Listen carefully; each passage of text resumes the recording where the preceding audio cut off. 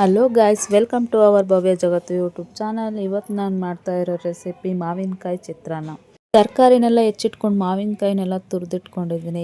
ಬಾಣಲಿಗೆ ಎಣ್ಣೆ ಹಾಕಿ ಎಣ್ಣೆ ಎಲ್ಲ ಬಿಸಿ ಆಗಿದೆ. ಈಗ ಶೇಂಗಾ ಬೀಜ ಹಾಕ್ಬಿಟ್ಟು ನೀಟಾಗಿ ಹುರಿದ್ಬಿಟ್ಟು ಕಡಲೆಬೇಳೆ ಹಾಕಿ ಸಾಸಿವೆ ಕರಿಬೇವು ಎಲ್ಲ ಚೆನ್ನಾಗಿ ರೋಸ್ಟ್ ಮಾಡಿಕೊಂಡು ಹೆಚ್ಚಿಟ್ಟಿರೋ ಈರುಳ್ಳಿನ ಮತ್ತು ಮೆಣಸಿನ್ಕಾಯಿನ ಹಾಕಿ ಅದಕ್ಕೆ ರುಚಿಗೆ ಸ್ವಲ್ಪ ಎಷ್ಟು ಬೇಕೋ ಅಷ್ಟು ಉಪ್ಪು ಹಾಕ್ಕೊಂಡು ನೀಟಾಗಿ ಅದನ್ನೆಲ್ಲ ಕಲಿಸ್ಕೊಂಡು ನೀಟಾಗಿ ರೋಸ್ಟ್ ಆದಮೇಲೆ ಅರಿಶಿನ ಪುಡಿ ಹಾಕಿ ನಂತರ ತುರಿದಿಟ್ಟಿರೋ ಮಾವಿನಕಾಯಿನ ಹಾಕ್ಕೊಂಡು ನೀಟಾಗಿ ಅದೆಲ್ಲ ಬೇಯೋ ತನಕ ರೋಸ್ಟ್ ಮಾಡಿ ನಂತರ ಉದುರುದ್ರಾಗಿ ಅನ್ನನ ಮಾಡಿಟ್ಟಿದ್ದೀನಿ.